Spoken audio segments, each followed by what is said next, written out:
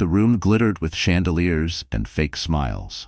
It was Grace Miller's 31st birthday, hosted in the grand ballroom of the Empire Hotel, a night meant to honor the woman who had sacrificed everything for her husband's success. But as she entered, 7 months pregnant, wrapped in a dress she had designed herself, the applause felt wrong. Something in the air reeked of performance, not celebration. Her husband, Brandon Miller, the charming CEO of Miller Atelier, stood on the stage with a microphone in hand. His voice boomed across the hall, silky and cold. "Everyone, let's welcome the woman who made all of this possible, my wife." For one moment, Grace's heart lifted. Maybe, just maybe, he still cared. Then the doors opened. Tiffany Rhodes appeared. The young model's scarlet dress clung to her body like sin itself. She strolled toward Brandon, her hand slipping into his as cameras flashed. The crowd gasped, a whisper rippling through the hall. Grace froze.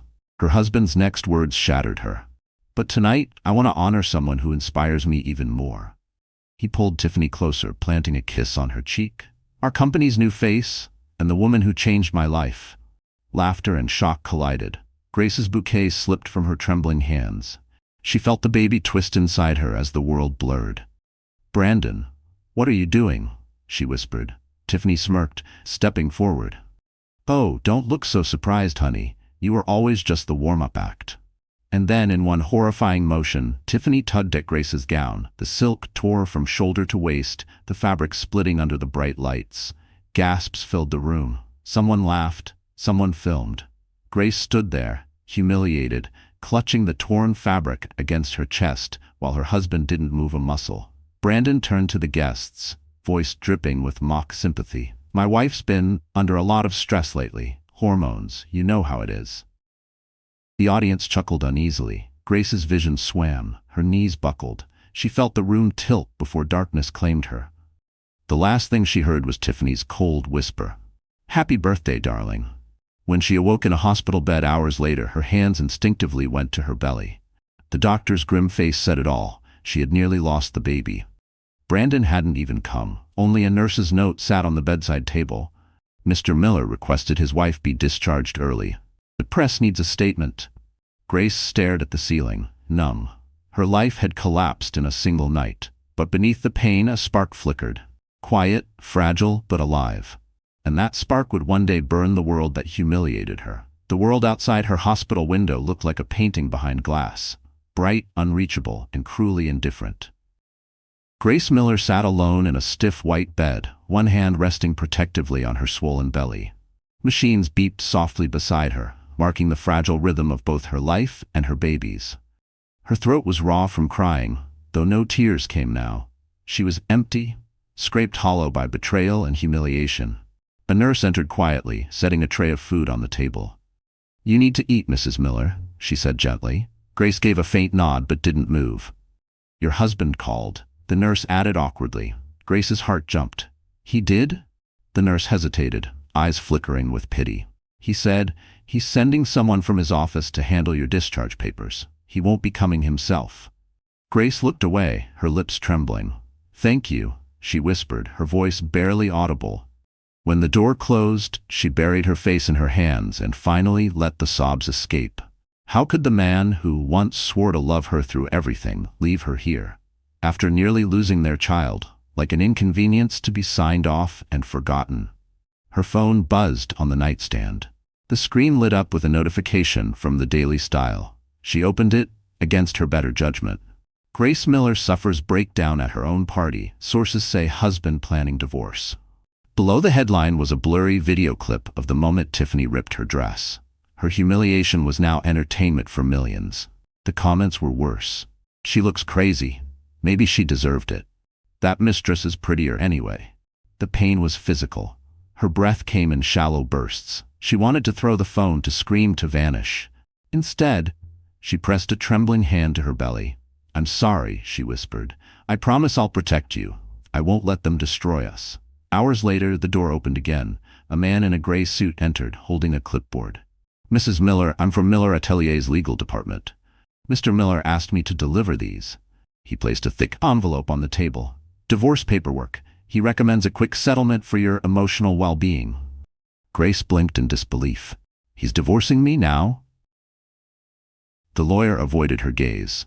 Mr. Miller also wants the public to know you're receiving professional help for your stress. Professional help? Her voice cracked. He's calling me insane? The lawyer shifted uncomfortably. Mrs. Miller, I'm just the messenger. He turned to leave, but Grace's voice stopped him cold. Tell Brandon, she said, her tone low but steady, that one day he'll beg to see the woman he tried to destroy. After he left, the room felt colder, sharper. Grace reached for the envelope, tearing it open. The legal language blurred through her tears, but one line seared into her mind. All joint business assets will remain under Brandon Miller's ownership. He was erasing her, financially, emotionally, publicly. The door creaked again. This time, a familiar face appeared. Noah Grant, a lawyer she hadn't seen in years, once her favorite student. Grace, he said softly, stepping closer. I saw the news. I couldn't believe it. Her lips trembled. They took everything, Noah. He sat beside her, his expression steady but filled with something she hadn't felt from anyone lately. Respect. Then we'll take it back, he said. Every single thing they stole. Grace looked at him, searching for the truth in his eyes. For the first time in days, she felt the faintest glimmer of hope. Because now she wasn't alone, and her silence was about to end. By the time Grace was discharged, the world outside the hospital had already decided who she was. Overnight, headlines screamed her name, twisting the truth until even she barely recognized herself. Pregnant wife has public meltdown at gala. Husband Brandon Miller stands by his mistress. Designer Grace Miller unstable. Company insider claims she's under psychiatric care. She scrolled in silence, each headline another stab in the chest. They called her hysterical, obsessed, broken. Not one outlet mentioned what Tiffany had done. Not one mentioned that Grace had been the creative mind behind half of Miller Atelier's designs. Brandon had taken credit for years, and now he was taking her sanity too. Inside her tiny rented apartment, bare walls, one mattress, and stacks of unpaid bills, Grace sat hunched over her laptop, reading comment sections that burned worse than any knife. She looked psycho. Brandon deserves better. That Tiffany girl's a goddess. Her hands shook. She slammed the laptop shut before her heart could break again. A knock at the door made her flinch. It was Noah, holding 2 coffees and a file folder. You look like you haven't slept in days, he said softly. I haven't, she admitted. They've ruined me, Noah. I can't go outside without seeing my face on a tabloid. Even the school won't take me back. They said my reputation conflicts with their image. He set the folder on the table. Then we changed the image. You told me once that clothes could tell a story. So tell yours. Grace frowned. I don't have money, contacts, or a name left. He took all of that. Noah leaned closer. Then we start with what he can't take, your talent. She looked at him, eyes dim but flickering. You think anyone would wear something with my name attached? Not your name, he said with a knowing smile. A new one. That night, Grace opened her old sketchbook for the first time since the betrayal. Her trembling fingers traced the faint pencil lines of dresses she'd dreamed of creating years ago. Every curve of fabric, every detail seemed to whisper back at her, you still matter. As she drew, she remembered the last words Brandon had said before their wedding. We're unstoppable together. Now she saw the truth. He'd never meant we. He meant me. Noah's plan was risky but brilliant. Use an anonymous designer name, leak a few sketches to niche fashion blogs, and watch the world react without knowing who stood behind them. The name they chose, Eclipse. Because you're about to cover his light, Noah said. 2 weeks later, a storm of a different kind began. Fashion insiders buzzed about a mysterious designer whose minimalist sketches and emotional symbolism felt raw, human, and hauntingly familiar. Rumors swirled that the artist was a legend returning under a new alias. Grace watched from her couch as online forums exploded. Meanwhile, Brandon and Tiffany were enjoying their honeymoon press tour, appearing on talk shows, laughing like royalty. Tiffany wore the same smug grin that had haunted Grace's nightmares. But beneath the smiles, cracks had begun to form. Grace noticed something no one else did. Tiffany was wearing one of her old, unreleased designs. Her design. Brandon must have stolen her digital portfolio before firing her. Grace's lips curved into a slow, icy smile. You wanted to take everything from me, she whispered to the glowing TV.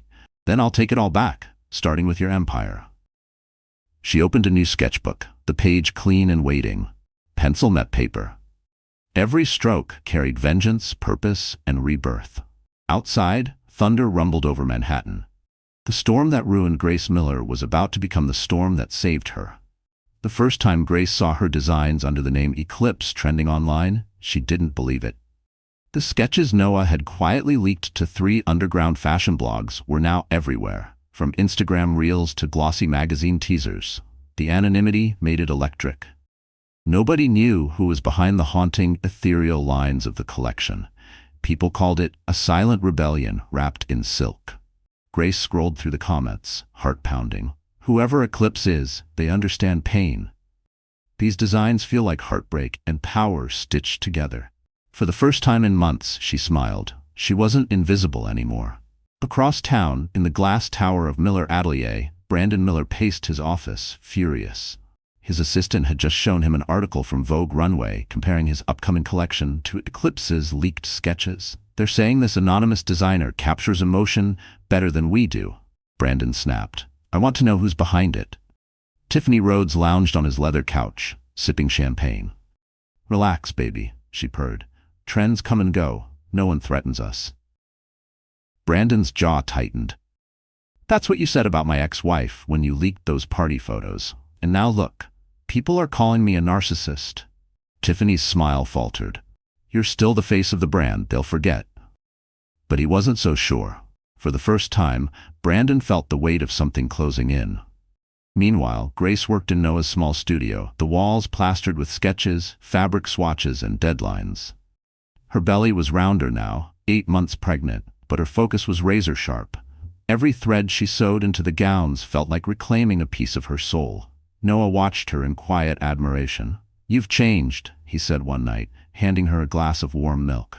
Grace smiled faintly. I stopped waiting to be saved. That changes everything. He hesitated. You know the next step, right? The showcase. If we do this, the world will know who you are again. Brandon will know. Grace looked at the dress draped on the mannequin, black silk fading to white lace, like night surrendering to dawn. Then let him see, she said. It's time he remembers what he destroyed. When Eclipse officially announced its debut at New York Fashion Week, the industry went wild. Every magazine speculated about the mystery designer. Grace, still hiding behind the alias, gave one statement through Noah's firm. Pain can either break you or rebuild you. I chose the second. The line went viral overnight.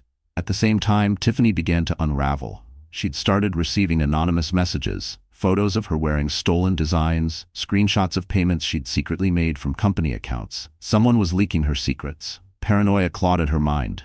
Brandon, someone's blackmailing me, she cried one night. He brushed her off. Handle it. You wanted power. This is what it looks like. But the truth was, Brandon's own empire was cracking. Investors were questioning his finances. Whispers of mismanagement circulated. He needed a distraction, and Tiffany's growing hysteria wasn't helping. Then came the twist. A high-end fashion journalist contacted Brandon for a feature on Eclipse. When she mentioned a strong emotional female perspective, Brandon froze. The sketches looked hauntingly familiar. He had seen that style before, in Grace's old notebooks. No, he thought. It couldn't be. She was finished. But deep inside, a chill settled in his chest.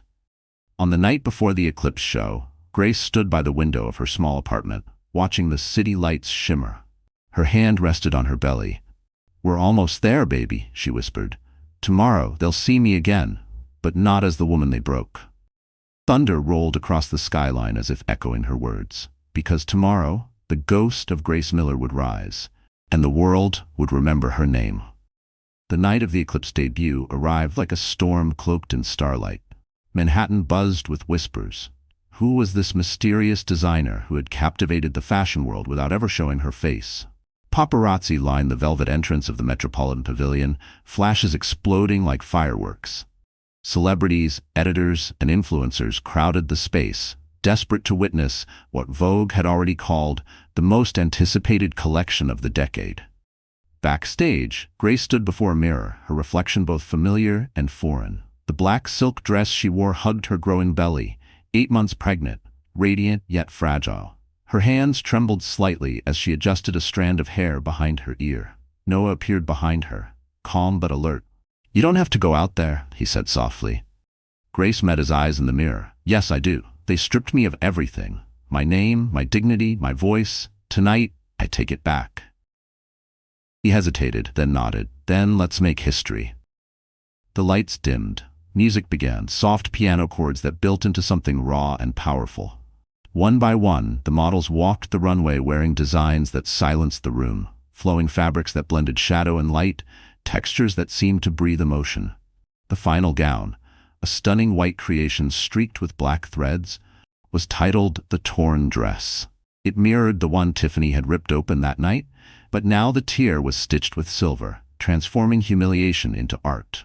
The crowd erupted in gasps. Cameras clicked furiously, and then the voice of the host echoed through the hall. "Ladies and gentlemen, the mind behind Eclipse."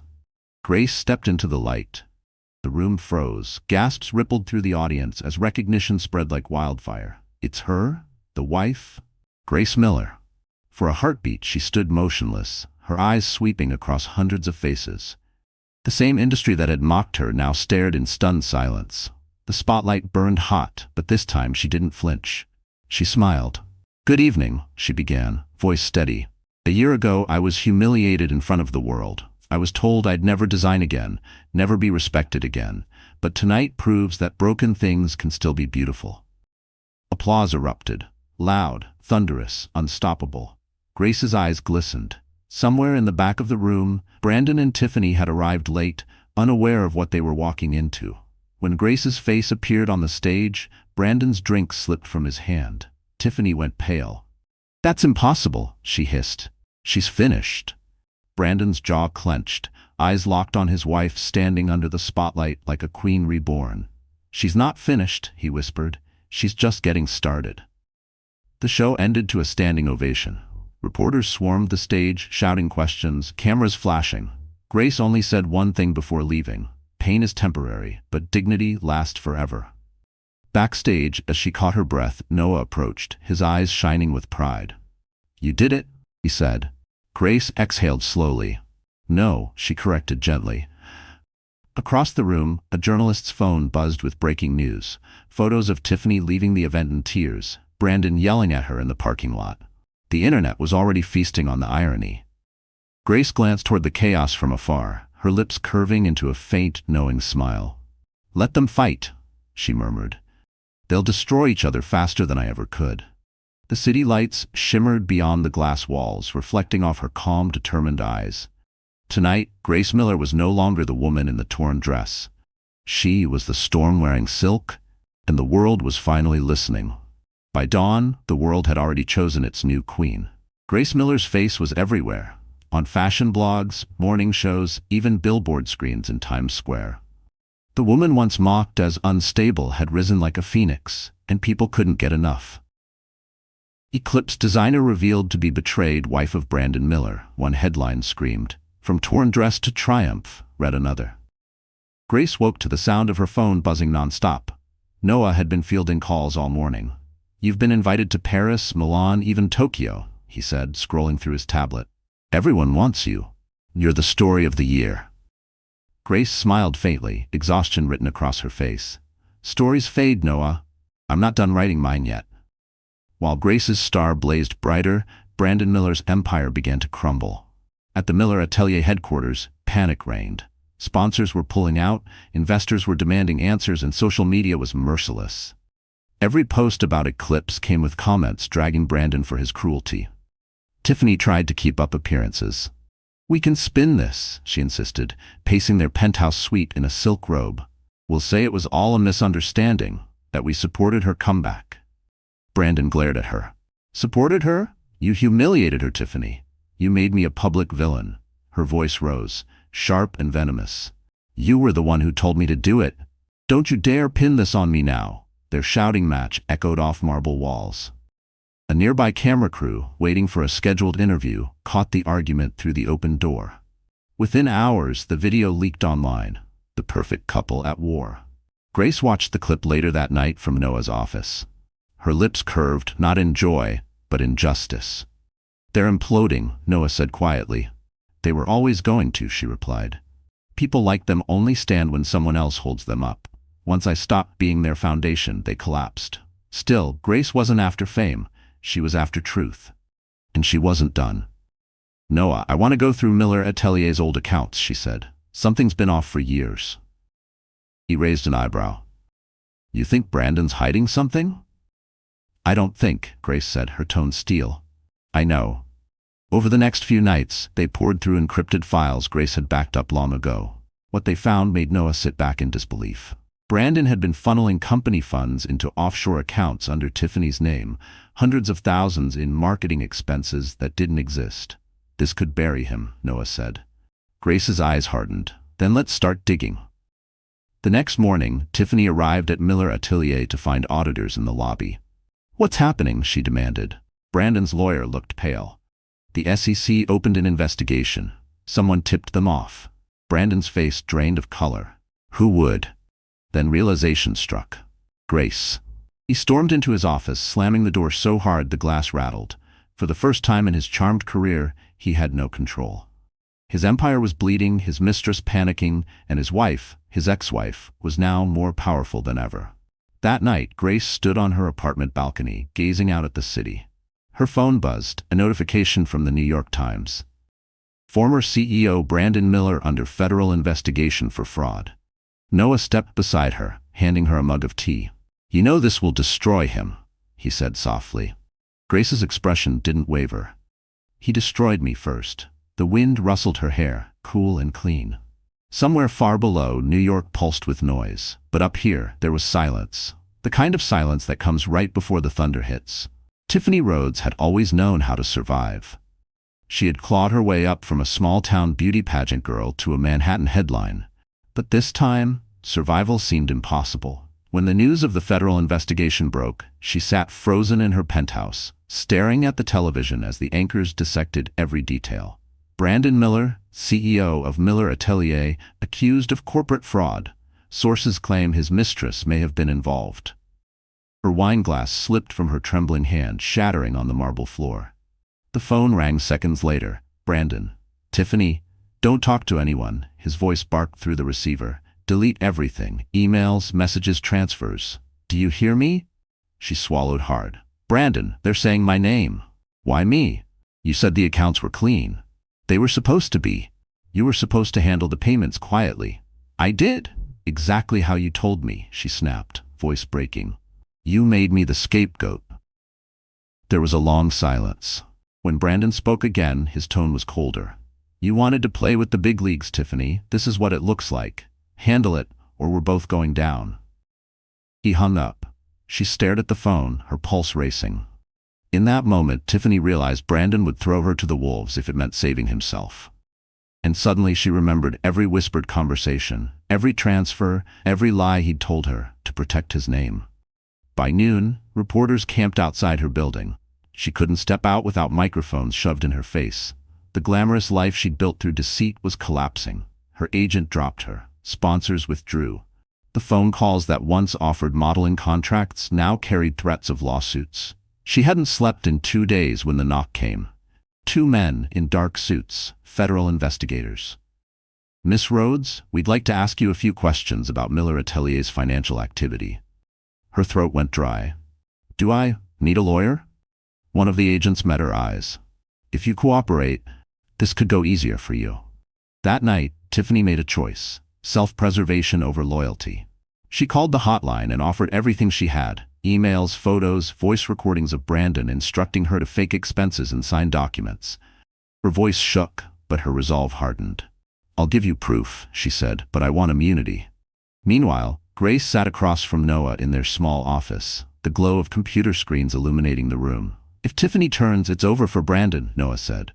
Grace leaned back, her hand resting on her belly. "Good. Let him feel what helplessness tastes like." Still, there was a flicker of unease. "She's dangerous, Noah. Desperate people do desperate things." "You think she'll come after you?" Grace's eyes darkened. "I think she'll try to blame me." And Grace was right. The next morning, Tiffany appeared on live television, pretending to cry. "Brandon manipulated me, and his wife knew everything," she told the interviewer. Grace Miller helped hide the money before she left. The accusation hit like a grenade. Social media exploded again. Grace knew trended within hours, but Grace didn't flinch. She had been preparing for this. Noah smirked as he held up a flash drive. She shouldn't have gone live before checking her Wi-Fi security. We recorded her entire call with Brandon, every word.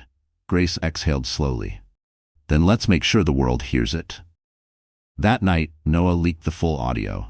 Brandon ordering Tiffany to forge documents, threatening her if she refused. The internet turned instantly. Hashtags flipped, #Grace knew became Grace wins.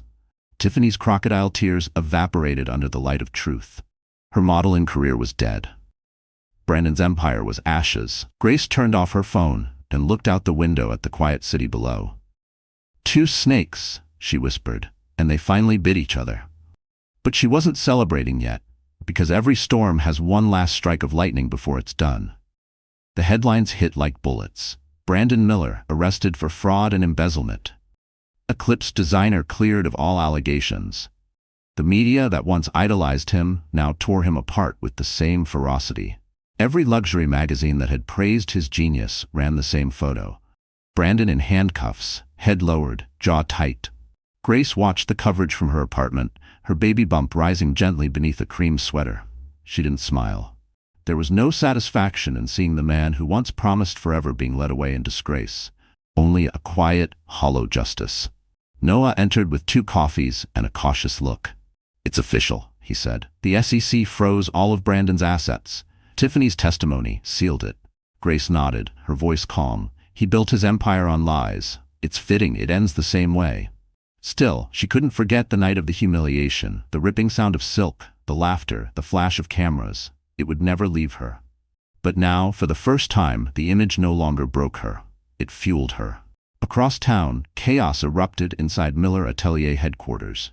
Employees packed boxes. Journalists waited outside. A once mighty brand was now a scandal-ridden wasteland.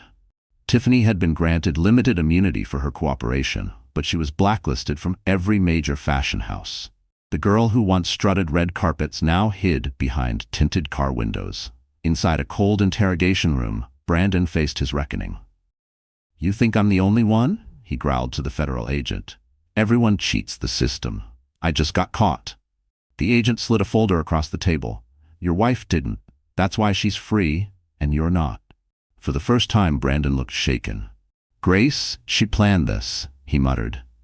"All of it." The agent smirked. "Maybe she just got tired of being your victim." When Grace's public statement went live that evening, it became an instant viral sensation. She stood before a wall of her new designs, strong, clean lines with threads of silver that caught the light. Her voice, steady and poised, carried across millions of screens. "I don't celebrate anyone's destruction," she said, "but I do believe in accountability. Every stitch in my work represents something broken that found its way back together. We all deserve that chance to rebuild, to rise." The video racked up over 20 million views in 24 hours. Fashion critics hailed her not just as a designer, but as a symbol of resilience. Meanwhile, Tiffany spiraled deeper. Her credit cards declined. Paparazzi mocked her when she stumbled drunk out of a cheap hotel. Her followers vanished. And Brandon, once the golden boy of couture, was being processed into Rikers Island under federal custody. Grace should have felt peace, but she didn't. Late at night, she'd wake from dreams where the ballroom lights still blinded her, where laughter still echoed. She'd sit up, hand on her belly, whispering softly, "It's over. You're safe now." One afternoon, as she met with Noah in his office, he placed a sealed envelope on the table. "From Brandon," he said. "Came through his lawyer. He wants you to read it." Grace hesitated, then opened it. The handwriting was messy, rushed. "I never thought you'd be the one to destroy me. You were supposed to love me. But you won. Congratulations. No apology, no remorse, just bitterness from a man who couldn't accept defeat." Grace folded the letter slowly. "He still doesn't understand," she murmured. "What?" Noah asked. She looked up, eyes clear and cold. "That I didn't destroy him. He destroyed himself." As she walked out into the sunlight, cameras flashed again, but this time they weren't her enemies. They were witnesses to her rebirth. The king had fallen, but the queen, she was just getting started. The morning sun spilled across the skyline of Manhattan, soft gold brushing over glass towers. Down below, a new banner fluttered above a sleek black building. Eclipse House, creative headquarters of Grace Miller. The sign shimmered like quiet revenge, understated yet impossible to ignore. Inside, Grace walked through the marble lobby, her heels clicking with purpose. Every head turned as she passed, the once disgraced wife, now the most powerful designer in New York. Assistants carried sketchboards, photographers trailed behind, and a feature crew from Vogue prepared for a live interview. Yet Grace's face remained calm, even serene. She had built this new world from ashes. Every stitch, every line, every design carried the ghost of her past, but none of its chains. Noah entered the lobby, crisp in a gray suit, his eyes lighting up at the sight of her. "Ready for your next chapter?" he asked. Grace smiled. "I'm already living it." The Vogue journalist, a sharp woman named Celeste, led her to the studio where lights bathed everything in warm gold. Cameras rolled. "Grace," Celeste began, "a year ago you were a scandal. Now you're the face of rebirth. What's your secret?" Grace tilted her head thoughtfully. "I stopped chasing approval," she said. "I started designing for truth, not applause. People feel that." Celeste leaned forward. "Do you ever think about Brandon Miller?" For a moment, the room stilled. Grace didn't flinch. "I wish him clarity," she said. "That's more valuable than freedom." The clip aired later that night, instantly going viral. Viewers flooded the comments. "She's elegance personified. She didn't just survive, she evolved. Queen energy." Meanwhile, Noah reviewed the latest financial reports. Eclipse had surpassed every major luxury brand in pre-orders. Grace's story wasn't just fashion, it was redemption. But fame brought new vultures circling. An email arrived from a global investment firm offering to buy 60% of Eclipse for a staggering sum. Noah showed her the proposal. "You'd be one of the wealthiest designers alive." Grace scanned the papers and quietly pushed them back. "They don't want the brand. They want to control the woman behind it." "I've played that game before." She walked to the window, gazing at the city that had once chewed her up. "This time, I'm no one's asset." Still, not all battles were over. That week, a gossip outlet leaked photos of Tiffany working as a store clerk in a second-hand boutique. The internet tore her apart. From model to cashier, the headline mocked. Grace stared at the images, conflicted. She didn't feel joy, only closure. Noah noticed her expression. "You could release a statement," he suggested. "End the noise." Grace shook her head. "Let the silence speak. It's louder than revenge." Days later, she stood before her team at Eclipse's first major investors' gala, a dazzling event where every major publication gathered. Her long ivory gown shimmered under the lights, embroidered with silver thread that traced the shape of a healed tear, the same symbol from her first show. She raised her glass. "A year ago, I was humiliated in front of this industry. Tonight, I stand here because pain became my teacher, not my master." The audience rose in applause. Cameras flashed. Grace smiled. Not the smile of a woman proving something, but of someone who finally felt whole. After the event, she stepped outside onto the terrace. The city stretched endlessly below, glittering like 1,000 broken pieces mended into beauty. Noah joined her quietly. "You built an empire from nothing," he said. Grace looked at the skyline, her voice soft but fierce. "Not from nothing," she corrected. "From everything they tried to destroy." The wind lifted her hair as she turned toward the night, the empire she'd forged gleaming behind her. Grace Miller wasn't a survivor anymore. She was the storm, and the world now moved to her rhythm. It had been 6 months since Brandon Miller's fall from grace, and yet his shadow still lingered like a stubborn stain. Eclipse was thriving. Grace's baby girl had been born, Hope with her mother's soft eyes, and for the first time in years, the world felt safe again. But peace, Grace was learning, never lasted forever. The letter arrived on a quiet Sunday morning. The envelope was plain, the handwriting shaky but unmistakable. Brandon Miller, Rikers Correctional Facility. Grace froze, staring at it as sunlight poured through the kitchen window. Her hands trembled.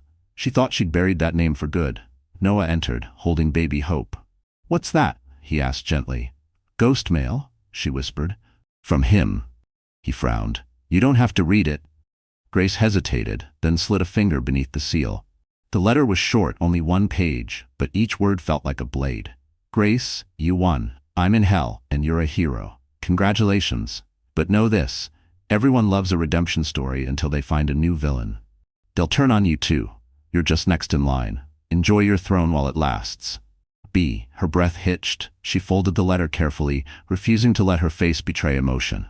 He's still playing games, she said finally, even from a cage. Noah set hope in her crib. Ignore him. He's trying to drag you back into the darkness he created. But Brandon's words gnawed at her.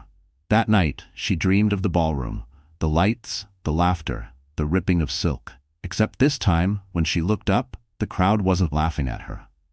They were watching her fall again. The next morning, headlines exploded with a new scandal. Ex-CEO Brandon Miller claims Eclipse was built on stolen designs. The tabloids had obtained his prison interview, full of venom. He claimed Grace had stolen old Miller Atelier files to build her new empire. Grace felt the déjà vu of humiliation clawing at her chest. Reporters camped outside her office again. Commentators debated her legacy. Was Grace Miller ever the victim or just the better manipulator, one show asked. Noah slammed his laptop shut. He's desperate. He's lying. Grace stared out the window. He doesn't need truth. He just needs noise. People love to watch a woman fall. But this time, she wasn't that woman anymore. Noah, she said, her voice sharp with resolve. We're not fighting this with silence. Within hours, Eclipse issued an official statement. Clear, factual, devastating. Grace revealed time-stamped design files, dating back years before her marriage. She also released something else, video footage from a private security camera in her old studio, showing Brandon sneaking in late at night to photograph her sketches. The internet turned in seconds. Grace did it first, flooded social media. Influencers reposted her designs side by side with Miller Atelier's old ones. The resemblance was undeniable, but the ownership was clear. Grace had always been the artist. Brandon had just stolen her genius. Meanwhile, behind prison walls, Brandon watched the news from a flickering TV screen. The other inmates jeered. Your wife just destroyed you again, man, one laughed. Brandon's face twisted in rage. He hurled the remote against the wall, shouting, she doesn't win forever.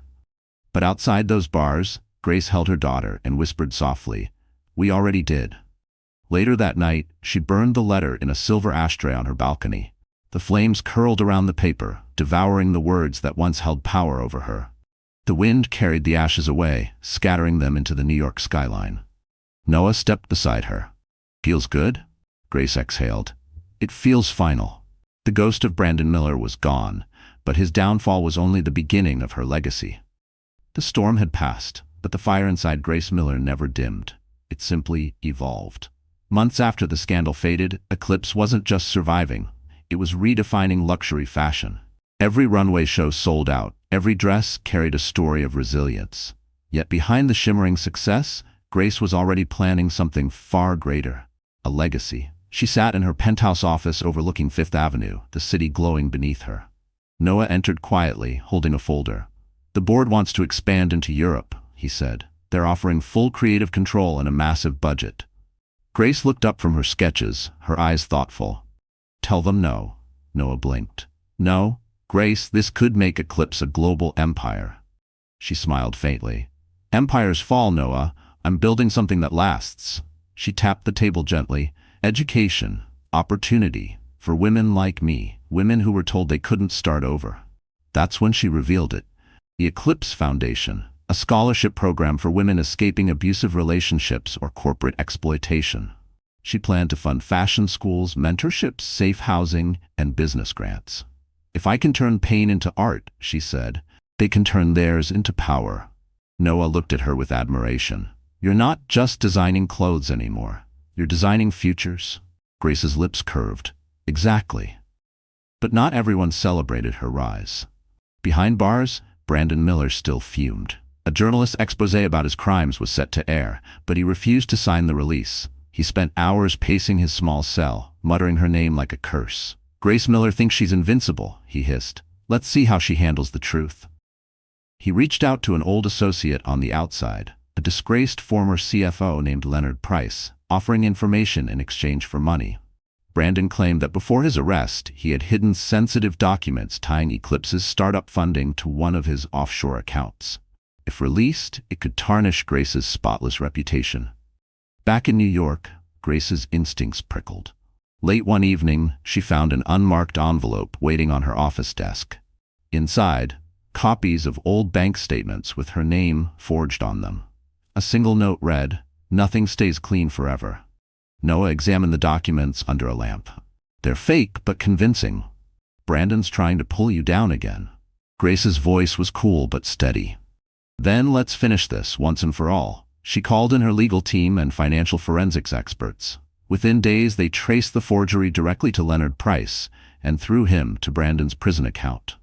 Grace didn't go public immediately. Instead, she chose something smarter. At her next press conference, Grace unveiled the Airline Project, a collaboration between Eclipse and federal investigators to promote transparency in fashion financing. Every donation, every sale, every transaction would be recorded publicly. "In an industry built on illusion," she said, "truth will be our most expensive fabric." The timing was perfect.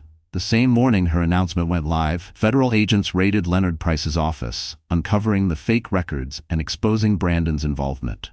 Reporters had a field day. Brandon Miller faces new charges. Ex-wife outsmarts him again. When Noah showed her the headline, Grace only shook her head. "He'll never stop until he has nothing left to lose," she said quietly. Noah smiled.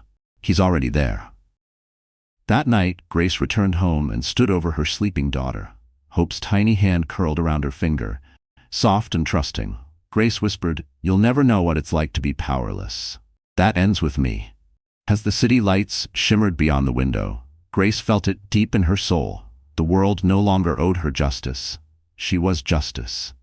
And now, her legacy wasn't revenge, it was revolution. The city was drenched in the golden haze of late afternoon when the world learned that Brandon Miller's time was finally over. The headlines flashed across every major network. Former CEO faces additional sentencing. Attempted fraud from prison exposed. The evidence Grace had quietly gathered through the Airline Project left no room for doubt. He had tried to forge financial ties to her company, hoping to destroy her credibility. Instead, he'd signed his own ruin. Grace sat in her office, the skyline gleaming behind her like a silent witness. She wasn't celebrating. Her expression was calm, almost solemn. Noah entered, carrying a folder. "It's done," he said. "Brandon's new trial starts next week. They're adding 10 years to his sentence." Grace exhaled slowly. "Then maybe he'll finally stop chasing ghosts." Noah tilted his head. "You mean you?" She gave a small, humorless smile. "He's not chasing me. He's chasing the man he pretended to be, the one the world loved before it saw who he really was." But closure rarely comes clean. The night before the hearing, Grace received another message, this time from a prison counselor. "He requested to see you," the woman said over the phone. "He says it's important." Noah immediately objected. "Absolutely not. You owe him nothing." Grace hesitated. "Maybe not, but I owe myself peace." The next morning she entered Rikers under the watchful eyes of guards. The air smelled of metal and bleach. When she stepped into the visitation room, Brandon was already waiting. Thinner, grayer, eyes hollow but burning with something dangerous. "Well," he said, his voice hoarse, "look who built her castle." Grace sat down across from him, composed as ever. "I didn't build a castle, Brandon. I built a foundation. You just never had one." He smirked, leaning forward. "You think they love you now? Fame's a cycle, sweetheart. They'll chew you up next." Grace folded her hands. "Then I'll feed them truth, something you never could." For a long moment, he stared at her in silence. Then his mask cracked. "You ruined me, Grace." She met his eyes, her tone soft but lethal. "No, Brandon, you ruined yourself, and I stopped pretending that was my fault." When the guards led him away, Brandon turned one last time, his voice low. "You'll remember me when it's quiet." Grace stood, her posture tall and unwavering, only as a warning. Outside the prison gates, cameras waited. She ignored their questions, walked straight to her car, and exhaled as the door closed. Noah was waiting back at headquarters, watching her enter with that quiet steadiness he always carried. "How was it?" he asked. She took off her coat, her voice even. "He wanted to remind me of who I used to be. Instead, he reminded me of who I'll never be again." That evening, as Eclipse held its spring gala, Grace took the stage in a gown of crimson silk, the color of rebirth and power. "Tonight," she told the audience, "we celebrate the art of rebuilding. Not revenge, not fame, resilience." Applause thundered. Somewhere in the crowd, reporters whispered about the irony, how the woman once destroyed by a man's cruelty had turned his downfall into her masterpiece. Later, as Grace and Noah stepped onto the balcony overlooking the glowing city, he said quietly, "It's over, Grace." She looked at the skyline where the wind danced through the lights. "No, Noah. It's just justice finally catching up." For the first time in years, she felt weightless. Brandon's voice, his manipulation, his ghost, it was all gone.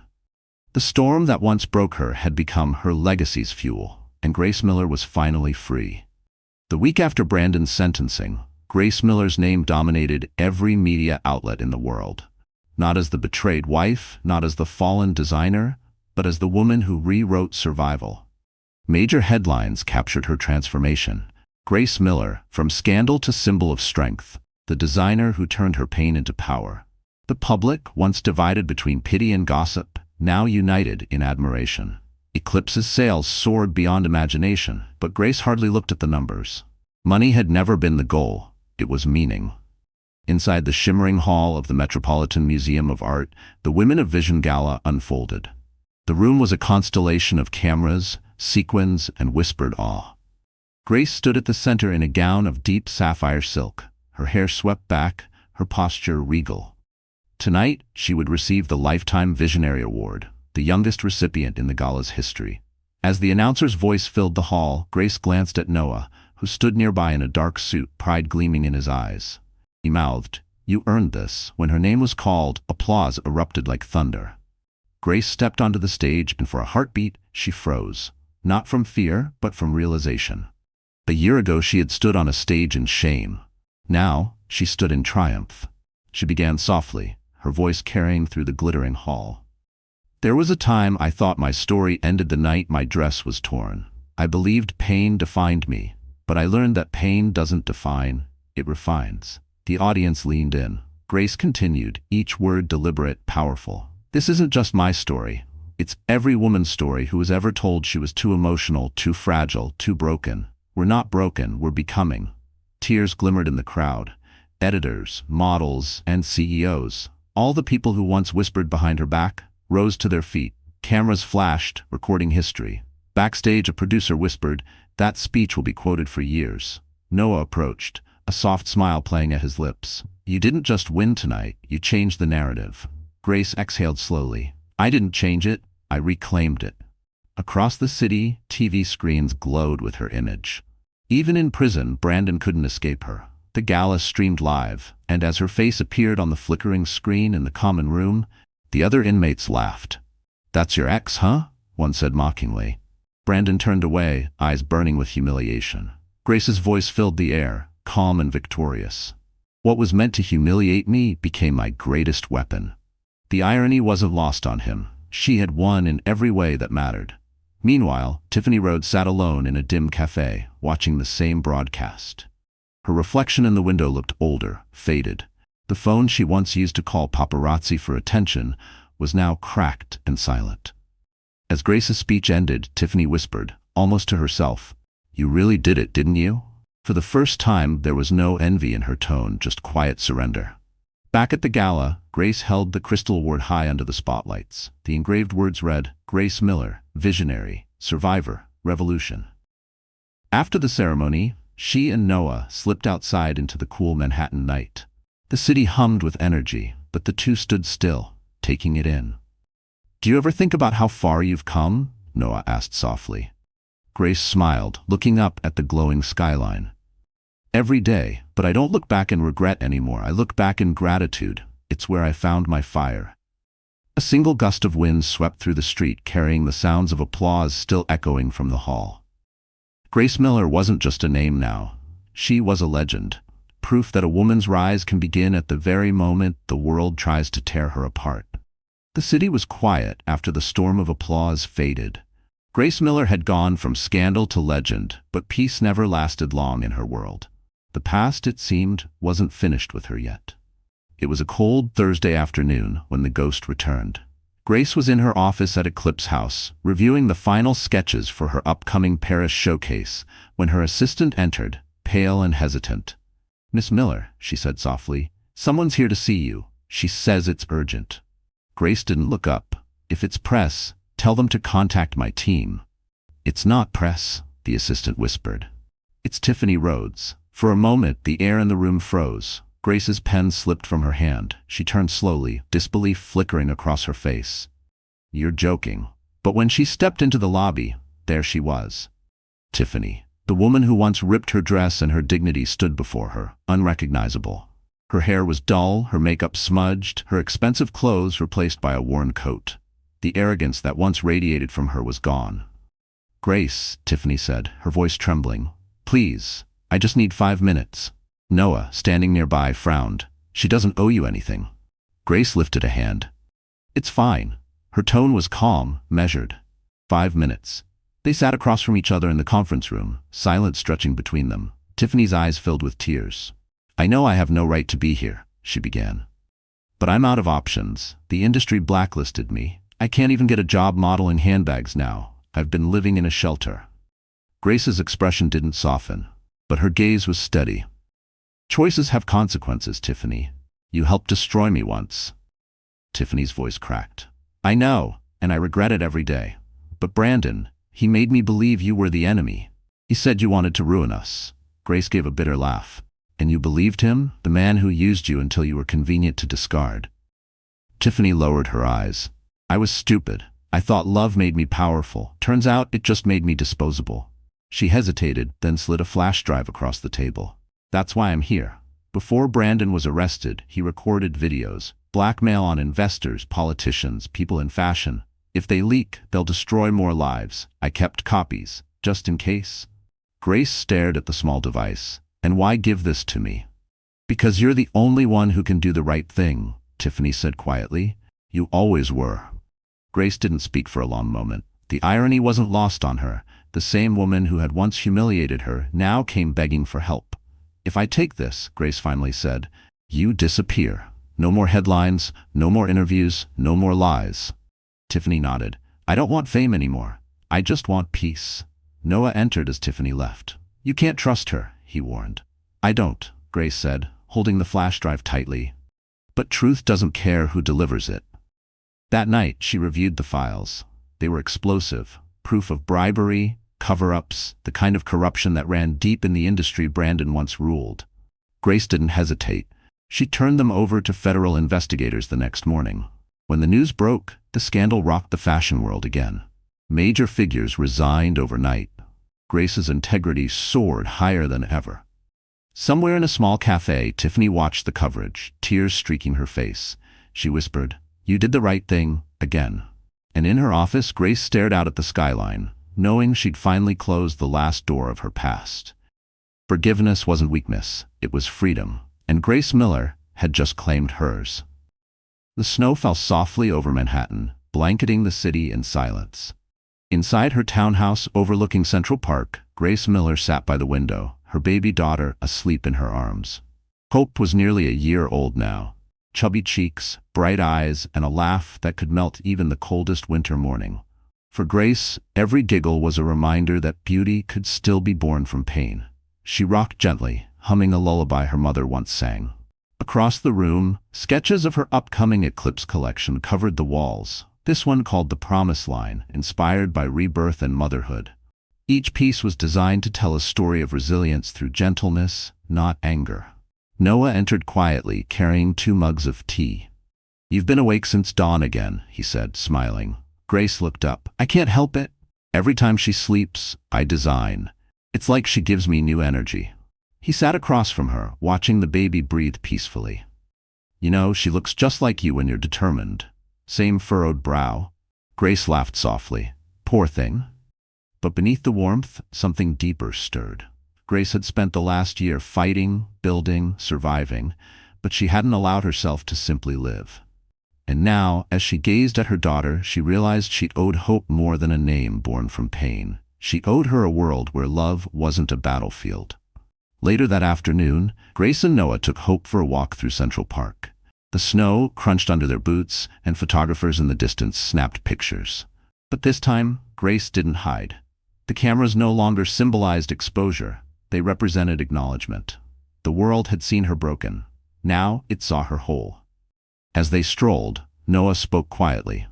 "You know, people keep asking if you'll ever write a book. Grace Miller, From Ruin to Revolution. It would sell out instantly." Grace smiled faintly. Maybe someday, but not yet. My story isn't finished. It's still unfolding.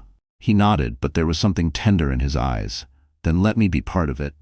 She turned to him, surprised. Noah. He held up a hand. Not an answer. Not tonight. Just think about it. You've built everything back except your heart. Her lips parted, but no words came. The wind carried a soft hush between them as snowflakes landed gently on Hope's blanket. Grace glanced down at her daughter's sleeping face and felt something she hadn't felt in years. Peace, unguarded and pure. That evening, as the city lights flickered through the window, Grace tucked Hope into her crib. She lingered for a moment, watching the baby's tiny chest rise and fall. Then she whispered, "You'll never have to be strong because someone broke you. You'll be strong because you were loved." Later, she stood on her balcony, the skyline glowing beneath her. In her hand was a letter she'd been asked to read at next week's Eclipse charity event. Words of encouragement for women rebuilding their lives. She unfolded it and read aloud to the night. "We cannot erase the past, but we can sew new seams over the tears and make something beautiful again. Sometimes survival isn't loud. It's quiet, like the breath of a sleeping child reminding you that tomorrow is worth waking up for." A single tear slipped down her cheek, but it wasn't from sorrow. It was gratitude, for the pain that became her teacher, and for the child who became her light.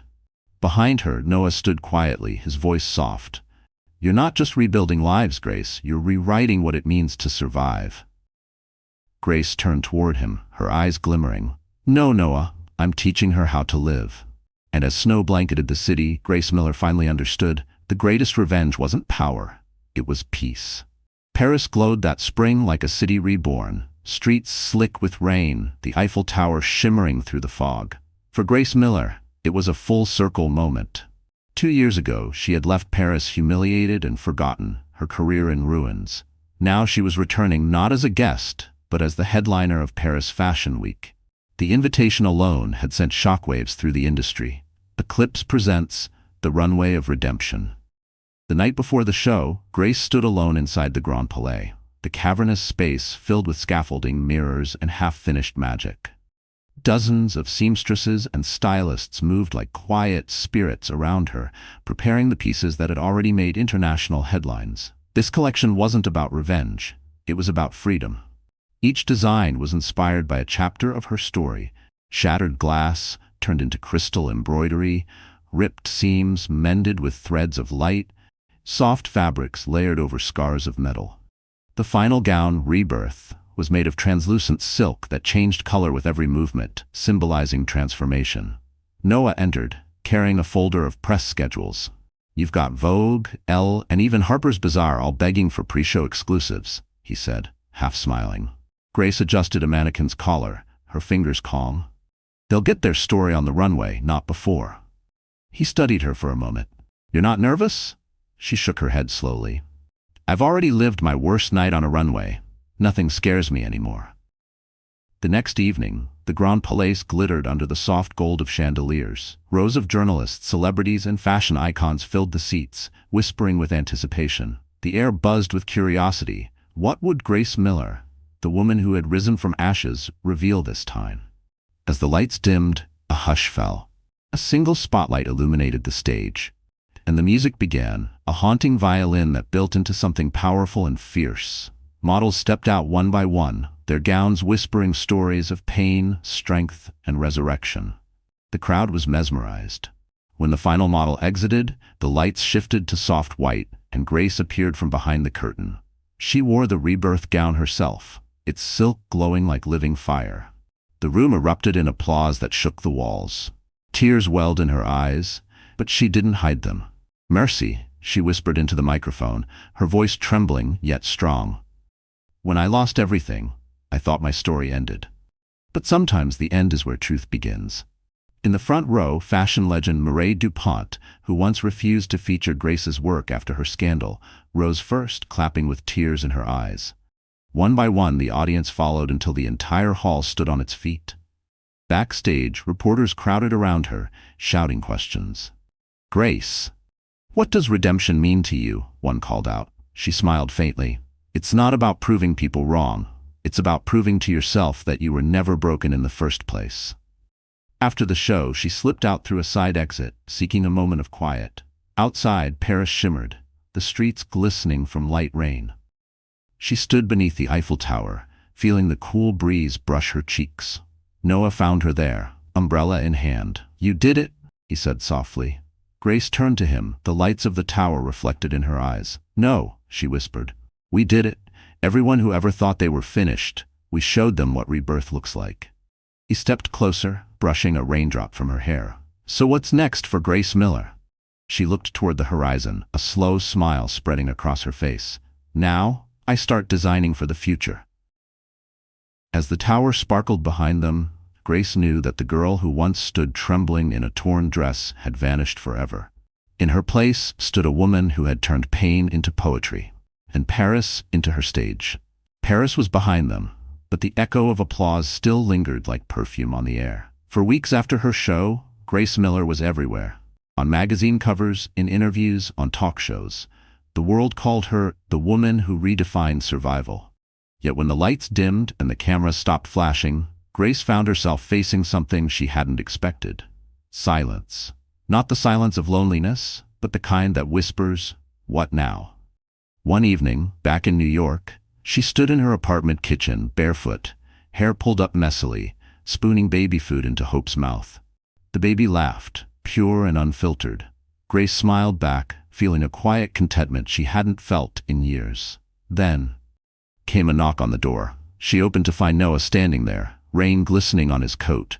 He looked both nervous and certain, holding a small bouquet of white lilies. "You forgot these at the studio," he said, voice soft. Grace laughed lightly. "You came all the way here for flowers?" He shrugged. "They were dying, thought I'd save them."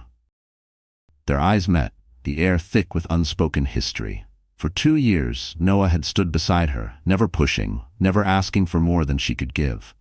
But tonight, something in his gaze had changed. They sat on the couch while Hope slept in her crib, the city lights painting golden patterns across the room.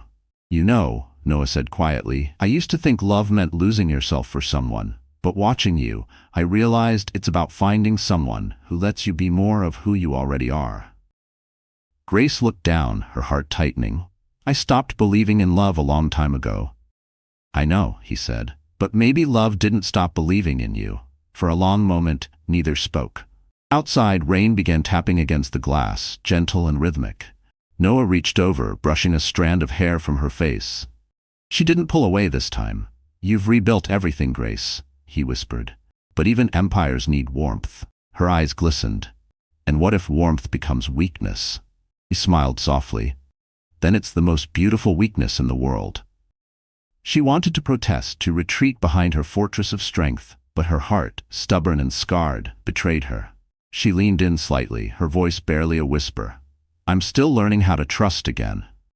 "Then let me help you learn," he murmured. The kiss that followed was not passionate or reckless. It was patient, hesitant, like two souls testing whether the air between them was safe. For Grace, it felt like breathing after years underwater. When they finally pulled apart, she laughed quietly, tears slipping down her cheeks. "You always find a way to show up when the storm ends." He looked at her tenderly. "Maybe I'm just the calm that follows." The next morning, Grace woke to sunlight streaming across the bed and the sound of Hope giggling in her crib. She looked at her daughter, then at Noah asleep beside her, and something inside her settled. A peace deeper than triumph, quieter than revenge. Later that week, during a press event, a reporter asked her, "Grace, after everything you've endured, betrayal, fame, rebuilding, what does happiness mean to you now?" Grace smiled, glancing toward the side of the stage where Noah stood holding Hope. "Happiness," she said, "isn't about what you gain after pain. It's about who still stands beside you when the pain is gone." The crowd applauded softly, but Grace wasn't thinking about applause anymore. She was thinking about the knock on the door, the lilies, the kiss, and how life, against all odds, had given her another chance. Grace Miller had conquered the world. Now, for the first time, she was ready to let love conquer her. For a while, Grace believed the story had finally settled. The storm quieted, the pain softened into memory. Eclipse flourished. Hope grew fast, her laughter filling every corner of Grace's once lonely world. And with Noah by her side, life finally felt safe. But peace, she knew, was a fragile thing. It only took one shadow to remind her how close the past still lingered. It began with an envelope. No return address, just her name, written in sharp, deliberate handwriting. Grace hesitated before opening it, her fingers tightening around the paper. Inside was a single photograph, Brandon Miller, older, thinner, sitting behind a steel table in a dim prison room. Across the bottom, scrawled in ink, were 4 words that froze her blood. "I'm coming home soon." She sank into her chair, heart pounding. He wasn't due for parole for years. How?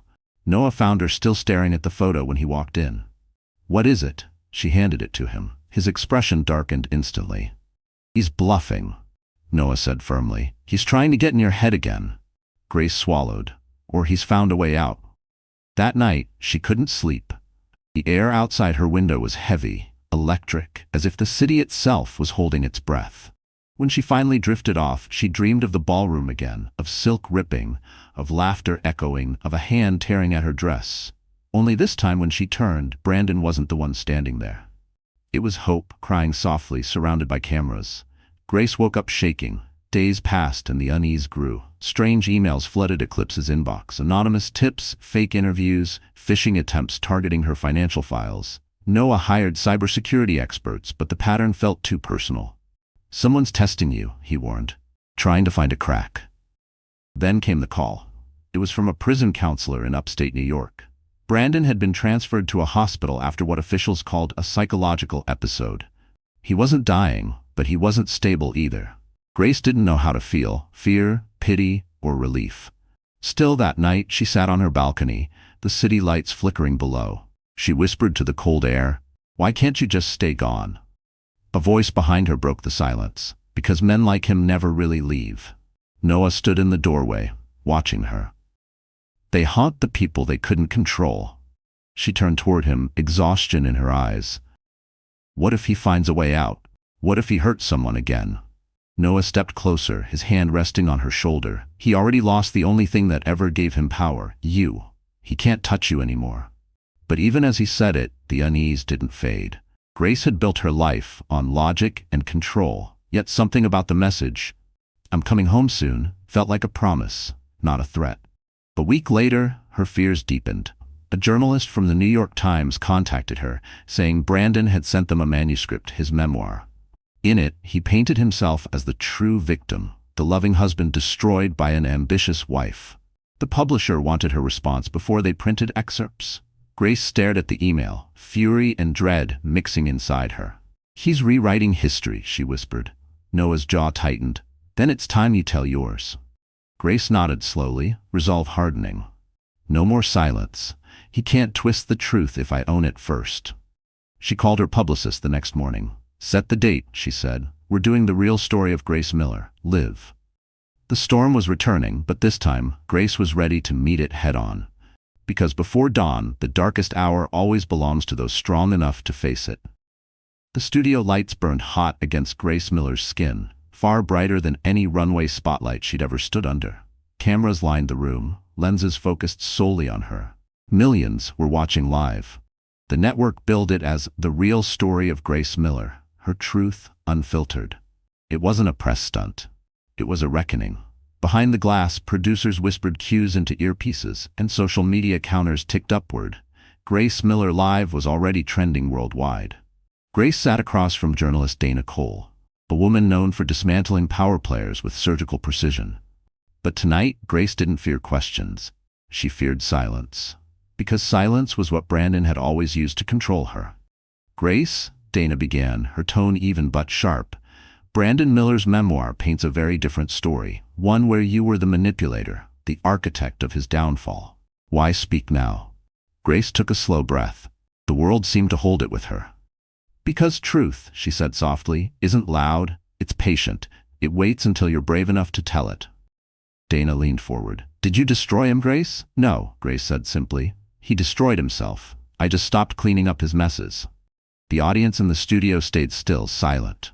She continued, her voice calm, deliberate. "For years I believed love meant sacrifice. I gave up my career, my independence, my voice. But when he humiliated me, when he tore my dress and my dignity, something inside me woke up. I realized silence protects the wrong people. Dana's eyes softened just slightly. You've become an icon of resilience. But tell me, do you forgive him? Grace hesitated. That word, forgive, it had haunted her. Forgiveness, she said finally, isn't saying what they did was okay. It's saying I'm done carrying it. He doesn't deserve my hatred anymore. Applause rippled quietly through the audience. Dana waited, sensing more. There are rumors, she said, that Brandon Miller's book contains unreleased photos and emails suggesting you knew about his financial crimes. How do you respond? Grace smiled faintly, almost pitying. Let him release them. They'll only prove what I've been saying all along, that while he was committing crimes, I was creating art. He used money. I used courage. We were never equals. As the broadcast continued, Grace spoke of rebuilding, motherhood, and the cost of strength. She told stories she'd never shared publicly, the anxiety, the sleepless nights, the moments she nearly gave up. She didn't cry, she didn't dramatize. She spoke plainly, and it hit harder than any performance could. By the end of the hour, the live chat flooded with messages. She's the real deal. Every woman needed to hear this. Grace Miller, thank you. But the real twist came after the broadcast ended. Dana received a message from her producer, a leaked statement from the Federal Bureau. Brandon Miller's so-called memoir wasn't his work at all. It was ghostwritten by a tabloid journalist, funded by a disgraced investor trying to profit off the controversy. Within minutes, the truth spread across every major platform. Grace hadn't just reclaimed her story, she had exposed the final lie. That night, back at her townhouse, she tucked Hope into bed and sat by the window, watching the moonlight ripple over the city. Noah joined her quietly. It's over, he said. Grace nodded. It's over for him, but for me, it's just the beginning. He smiled softly. You know the world sees you as unstoppable now.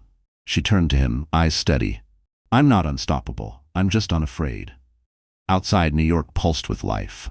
Somewhere far away, Brandon's last attempt at control crumbled to dust. And for the first time, Grace Miller didn't just survive the narrative, she owned it completely. Spring returned to New York like a slow exhale. The city, once the stage of Grace Miller's pain, now pulsed with the rhythm of her rebirth. Her story had circled the world, inspiring millions. Yet for Grace, legacy wasn't measured in headlines or applause. It was in the quiet moments that no one saw. She stood backstage at the Eclipse Foundation's first global summit, an event she'd spent years building. The banner above the entrance read, Rebuilding Women, Redefining Power. Attendees from 20 countries filled the auditorium, designers, activists, survivors, dreamers. Every seat was occupied. Grace wore a white tailored suit, elegant and simple, her hair swept back in soft waves. Noah adjusted her microphone, his fingers brushing hers briefly. You ready? He asked. She smiled gently. For the first time in my life, yes. When she stepped onto the stage, the crowd rose in a standing ovation. The applause was thunderous, but Grace didn't bask in it. She waited for silence, then began. I used to think redemption meant being loved again by the world, she said. Now I know it means loving yourself enough to never need that. She spoke of transformation, of pain turned to purpose, of women who found courage in her story and built their own. Behind her, a screen showed photos of the foundation's work. Young women opening design studios, mothers returning to school, survivors launching businesses with scholarships funded by Eclipse. Tears glimmered in her eyes. You don't have to be unbroken to change the world, she said. You just have to begin. The audience rose again, some clapping, some crying. Noah watched from the wings, his heart full. He'd seen her rebuild herself piece by piece, until she became something stronger than any brand, a movement.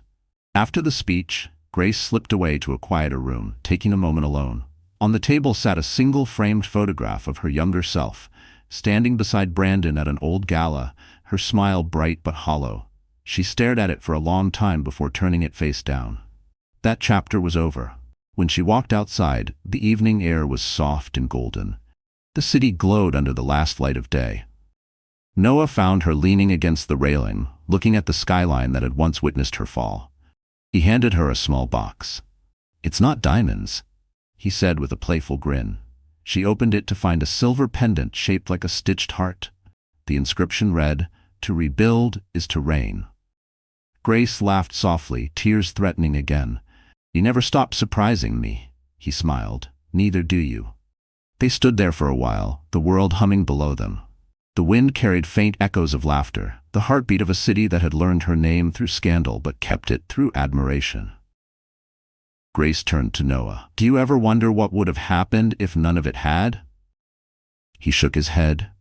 "Then you wouldn't be you, and the world would have lost its proof that light can grow from ashes."